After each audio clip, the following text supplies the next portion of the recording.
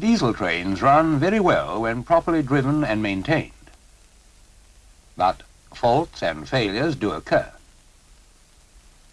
With the help of two friends, driver Walter Drake here and driver Mike Jones, we are going to show you a series of failures on the road so that you will know what to do should you get in trouble yourselves. Walter's stuck all right. I wonder what's the matter. Possibly he does too. Now, the important thing is to get the train going again without doing any harm to it, of course, and with the minimum delay. And he almost certainly can, provided he knows certain things. It could be an airlock in the fuel supply, the operation of the engine shutdown solenoid, the compressed air system unloader valve at fault, faulty jumper cable connections. It could be a brake failure. And there are a couple of switches to watch as well. Now, don't be frightened. Failures only occur one at a time, usually. If you think things out systematically, it's all pretty straightforward. Let's go back and see what first happened to our friend.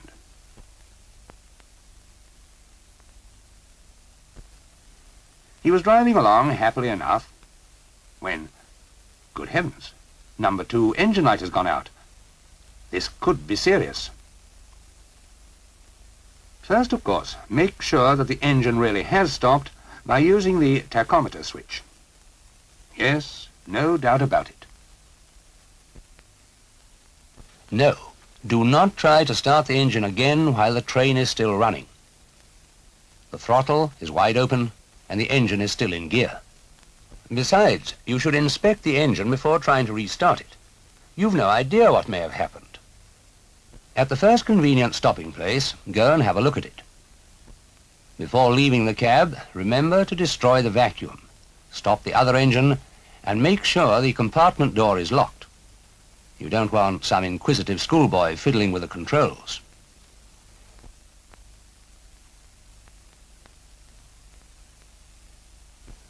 The engine seems to be all right. Try starting it from the local panel.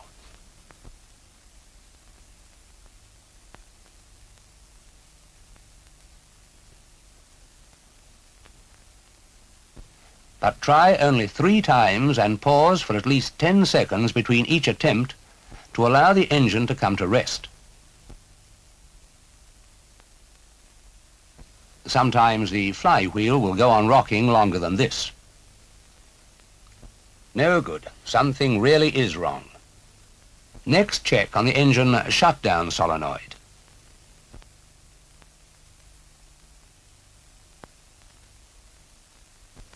Yes, it has tripped all right. But suppose, just for a moment, that it had not tripped. The first thing then to suspect would be an airlock in the fuel supply to the engine. Here is the fuel pump and feed line. Open this vent. A penny will do. Prime the plunger to get rid of any air.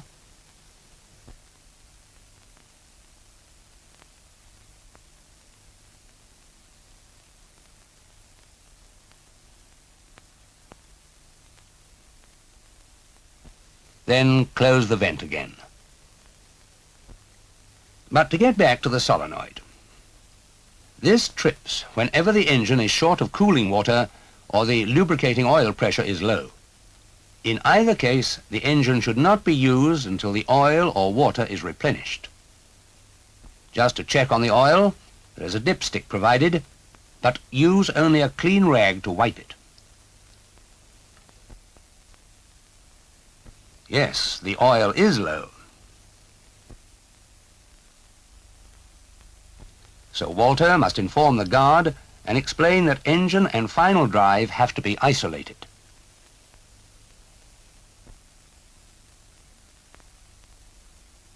The train must be drawn up to clear the platform ramp. The platform would otherwise be in the way because the plunger of the final drive to be isolated is on that side, the opposite side from the failed engine.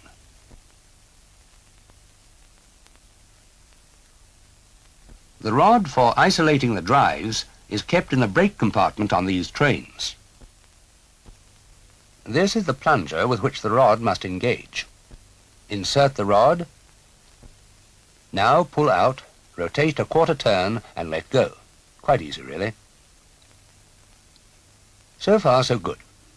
But the dog is still engaged with the final gearing, and it must yet be locked in the neutral position. To do this, move the reversing lever to and fro. The dog will move likewise until the plunger drops into the slot on the dog. There. Now the dog is locked clear of both gears.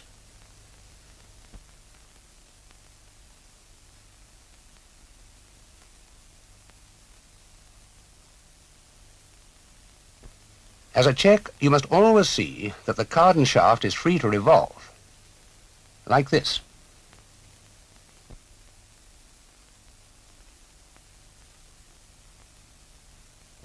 Lastly, isolate the engine with the cab key. Whenever you have a failure like this, brief details must be reported at once to the depot through a signalman or a member of a station staff, so that necessary action can be taken there.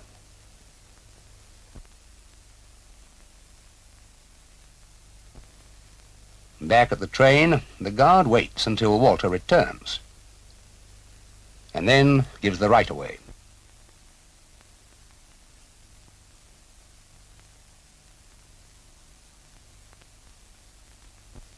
Our friend is on his way again. It could happen to you, and you must be able to act as Walter has done. Now, let's see what might have happened to him this morning. It didn't, but it just might have done. Oh, and it was so early too. This train had been stabled away from the depot overnight.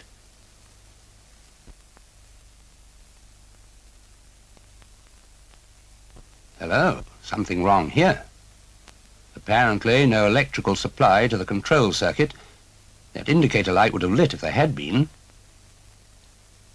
First check on the main battery switch. Someone may have turned it off. No, it's still in the on position. But Walter is not done for yet. He will have a try to regain control from the rear cab. These jumper cables can be a source of trouble, but in this particular case it is most unlikely.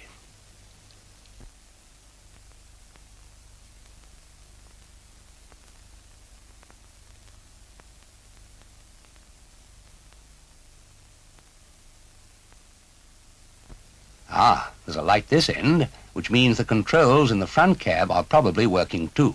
The cause of this trouble is usually a blown fuse between the main batteries and the power car controls. Walter has worked through the starting up drill from outside and is now returning to the leading cab.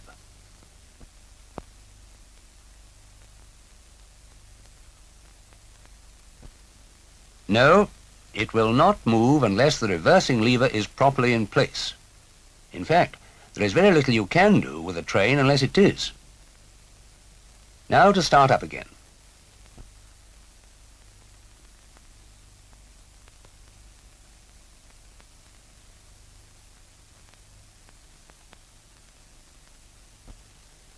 As the train moves off with Walter driving from the leading cab, you can see the control circuit key in place in the rear cab.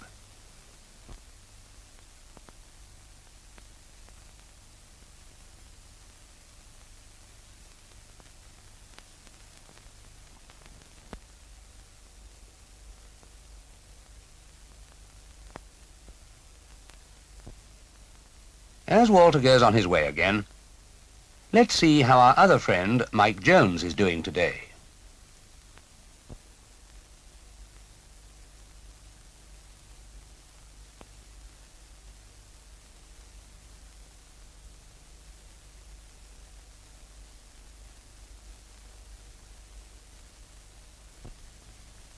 He doesn't seem completely happy. I wonder what's the matter.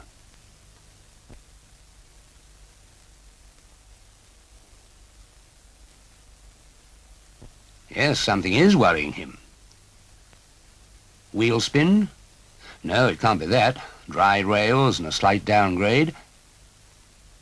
But change up from second to third gear is certainly not 20 miles an hour. Must be gearbox trouble. For the time being, throttle back and engage the next highest gear, in this case, gear 3. At the next stopping place, try to correct the fault. It's a slipping annulus brake band, not so formidable as it sounds. First, stop the engines, then select the faulty gear from neutral, or from any other gear for that matter. The air pressure needle dropping shows that the wear adjuster is at work in the gearbox. Remember, the dead man's handle must be depressed all the time to prevent the automatic return of the gears to neutral. You should do this at least 6 times. This is what is happening in the gearbox. You can see the slot turning as the adjuster nut tightens. Off once again.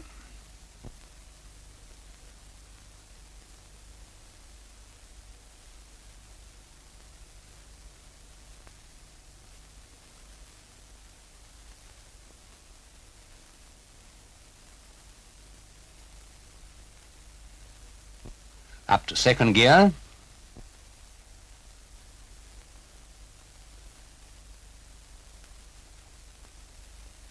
Things seem to be all right now. Yes, that's the right change-up speed from second to third gear. The brake band wear adjuster has done its job and everything is working correctly again in the gearbox. If you should ever hear any unusual noises or vibrations from the engines, stop them for your own safety and check up on the cause. There's a great deal of very valuable equipment under the train and it's up to you to protect it from harm.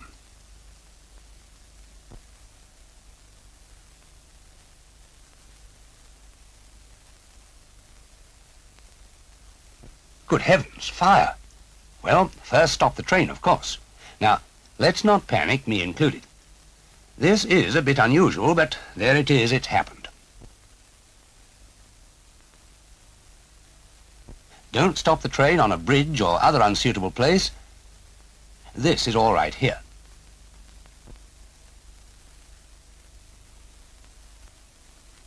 First, destroy the vacuum completely.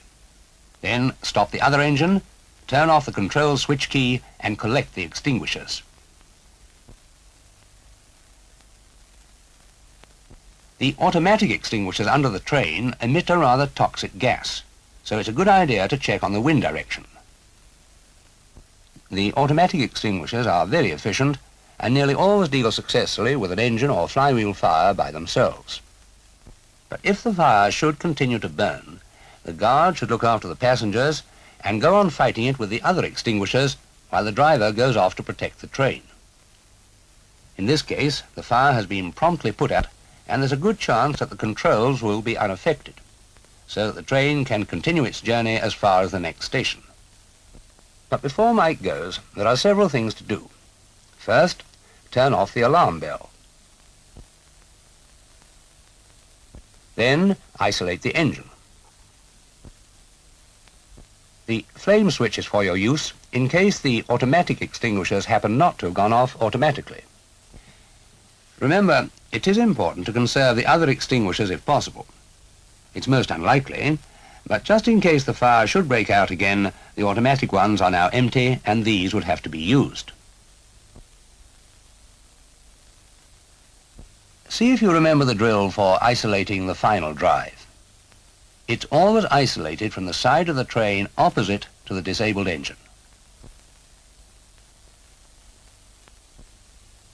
Insert the rod, rotate the plunger a quarter turn, and let go. Now move the reversing lever to and fro.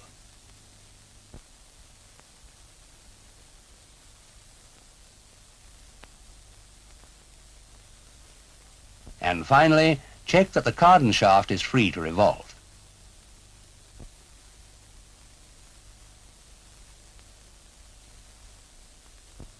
Things seem to be all right. Slowly does it. Notice that no air light is showing. The isolation of any final drive is the only occasion when you are allowed to run without the air light showing.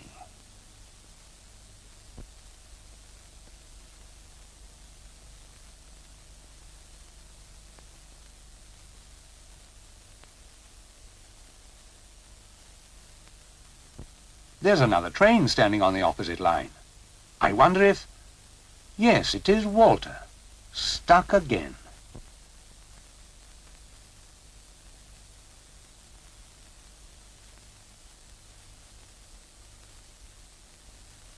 Looks like trouble with the feed valve. Dirt or something. Yes, that's about all that could have caused the intermittent fault that Walter has just experienced. Just now, while driving along, the faulty valve caused this to happen. Walter didn't notice. He was checked by a signal and he made a normal stop.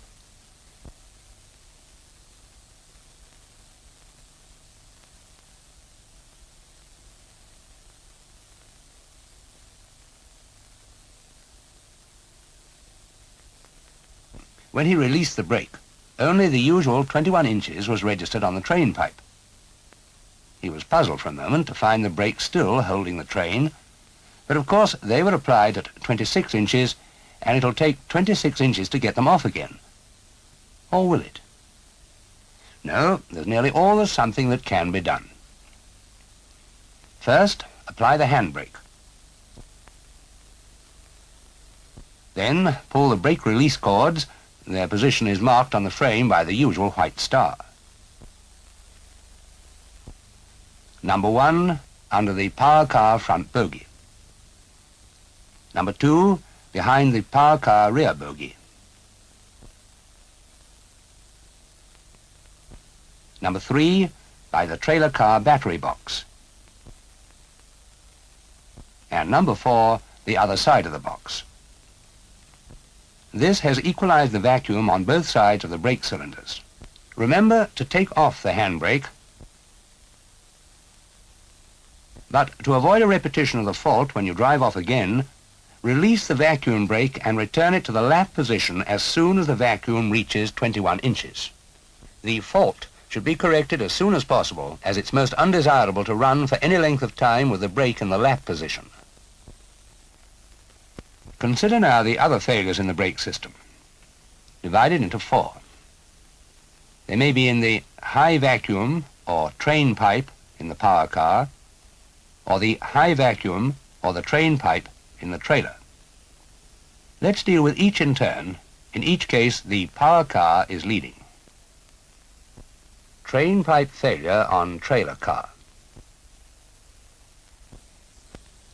Whether the train becomes a failure really depends upon finding the leak. And it's not easy, as Walter is finding out. A few minutes ago, as he was driving along, he noticed the train pipe needle dropping, although the brake handle hadn't been touched, nor the communication cord pulled. There was obviously a leak on the train pipe, somewhere on the train.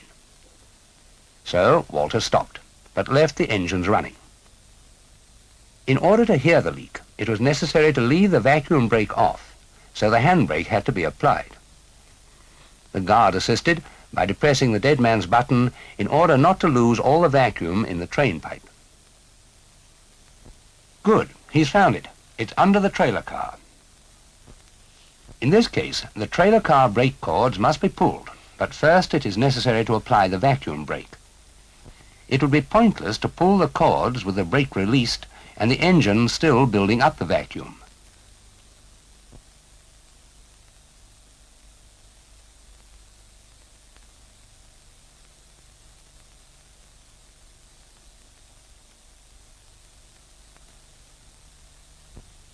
Now he must uncouple the train pipes between the two vehicles.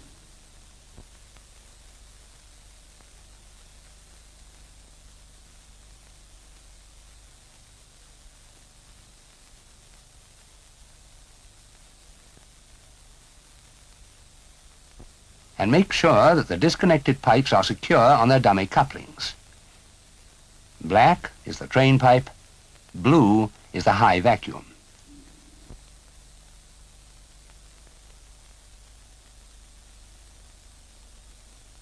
Now that the trailer car has no vacuum brake, the guard should have ushered all the passengers into the power car and must ride in the rear cab near the handbrake.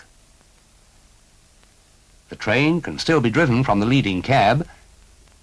Walter, don't forget the handbrake. High vacuum failure on trailer car.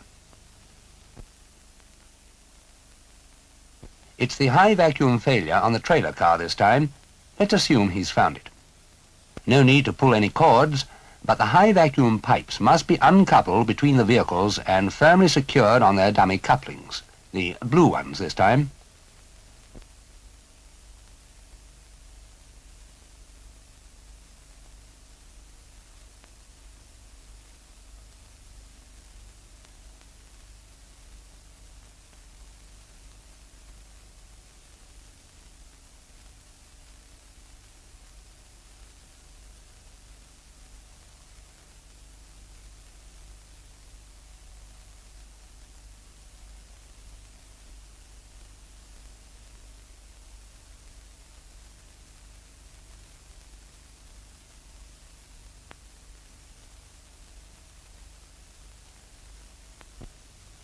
The train can again be driven from the leading cab, the power car cab.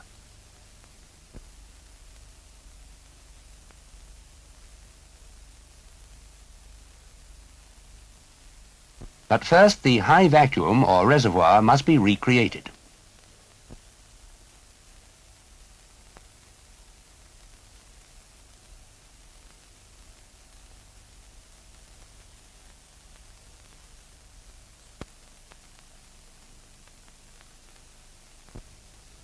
Train pipe failure on power car. In this case, the train can no longer be driven from the leading cab. The power car is in front, remember. That's why Walter has his satchel with him. The cords must be pulled under the power car. The handbrake was applied before he left the cab.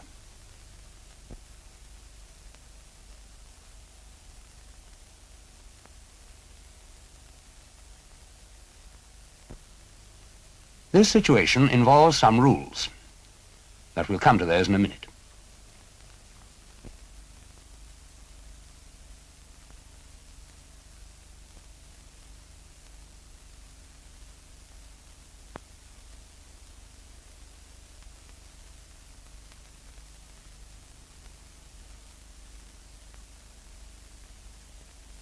The train pipes must be disconnected and secured on their dummy couplings.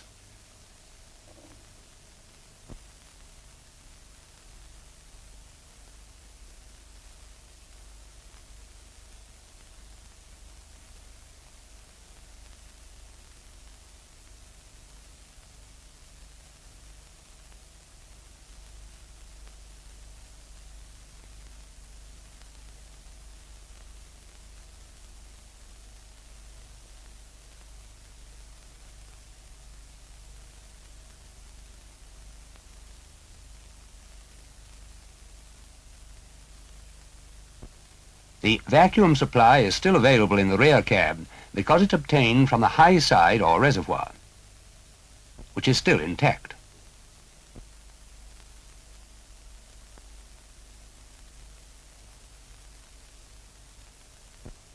But the dead man system will be non-effective because the train pipes have had to be disconnected. So another competent person must ride with the driver in case he should become non-effective too.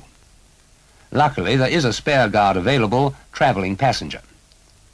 When there is no spare member of the operating staff aboard a diesel train, disabled in this way, one must be picked up from the nearest station. The train guard must, of course, ride in the leading cab.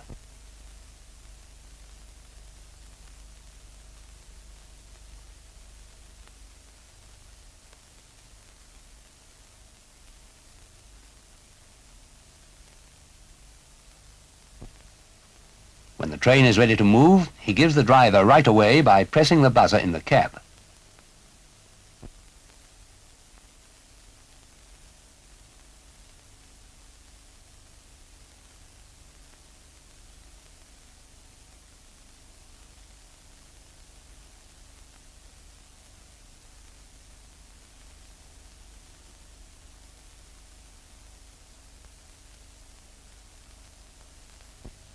If something happened to the driver, the spare guard would use the emergency brake to stop the train. When riding in the leading cab, it's the guard's duty to watch all signals. Operate the warning horn when required. Communicate with the driver if necessary by the buzzer, and apply the handbrake in an emergency. With this failure, the guard's emergency brake valve would be ineffective.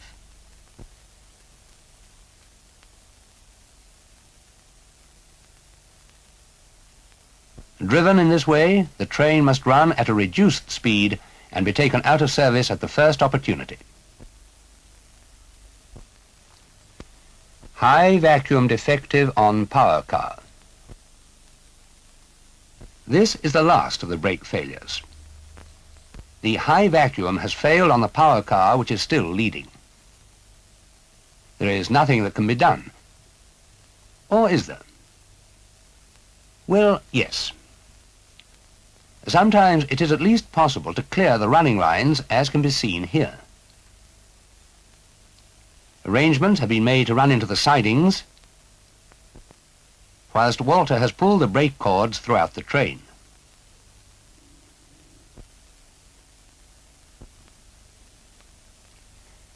The train must now be driven slowly into the sidings and the handbrake used to help control its movement and to stop it. It is possible for the driver to set the train in motion and then to move to the handbrake. There is no need to hold the throttle down, as the dead man's device is non-effective.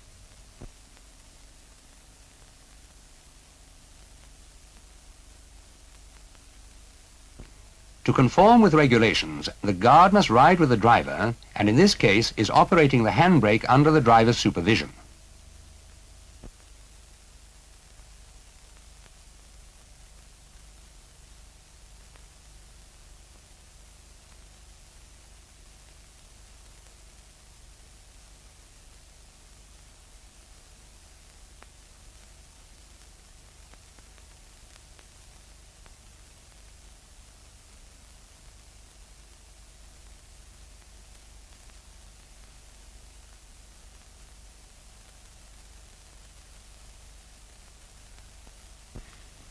The train is now clear of the running lines, and the rest of the normal service can carry on uninterrupted.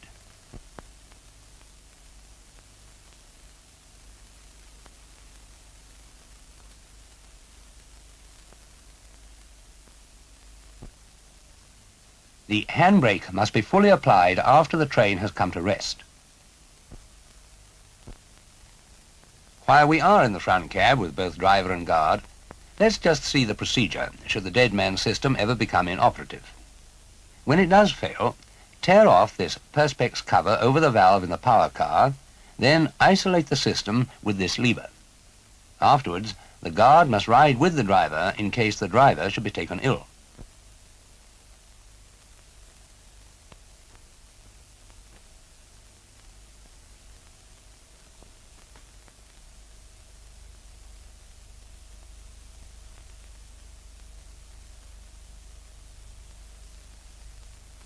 This is just not Mike's day, or Walter's either for that matter. The air pressure has been up to 95 all day. Now look at it.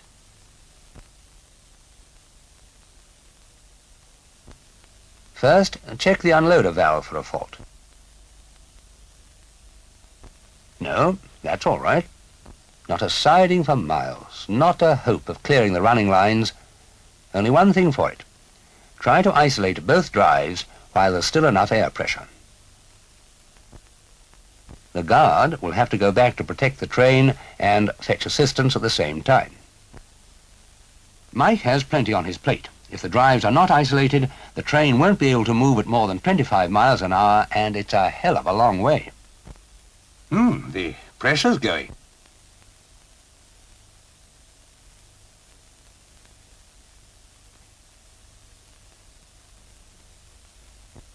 Now what? Oh, yes.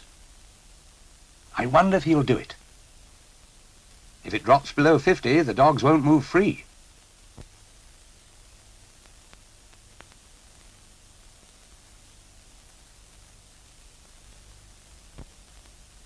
good old Mike, he's done it. And with little enough to spare.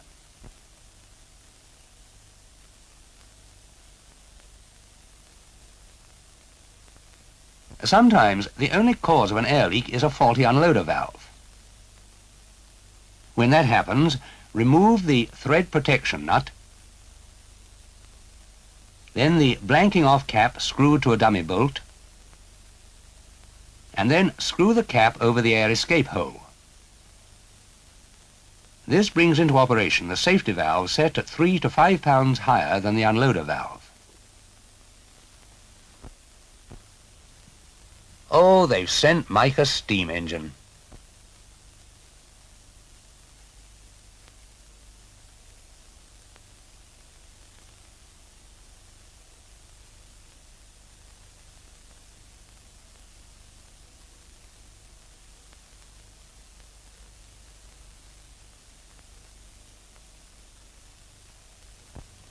A disabled diesel train may be assisted by any type of train or locomotive providing certain precautions are taken.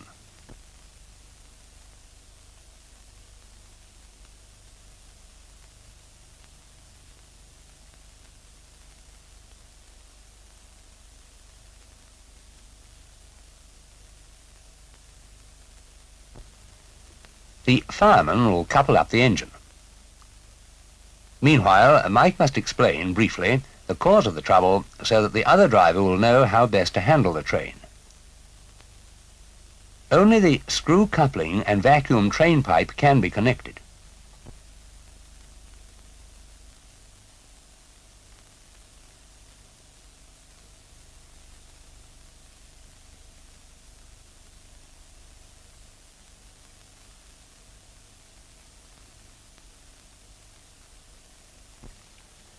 Isolate the dead man's valve where possible to avoid having to hold the throttle handle down all the time. Finally, the vacuum brake must be left in the lap position and all the other controls removed.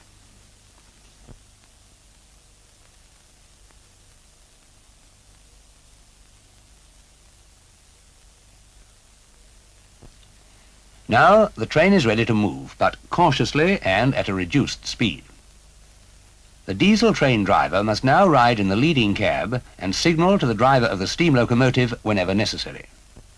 But suppose a diesel train turned up to assist instead.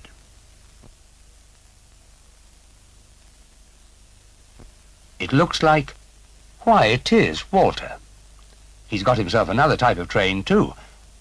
I wonder what he's done with the other. Oh, never mind.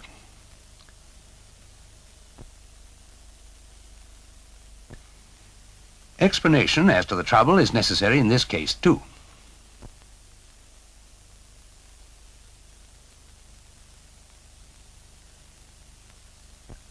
First, put on the screw coupling. These two types of train cannot be fully coupled because the control systems differ.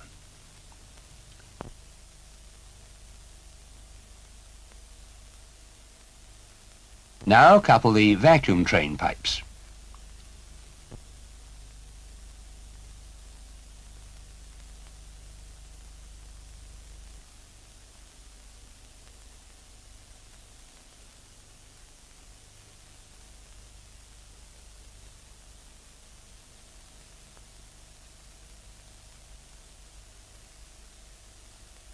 The brake must be left in the lap position,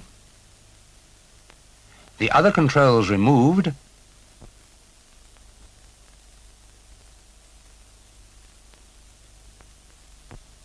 and the dead man's isolated. The whole train will now be driven from this cab by Walter. But Mike must ride in the leading cab, observe all signals, giving Walter the approved hand signals as and when required, and be prepared to stop the train in an emergency by applying the emergency brake.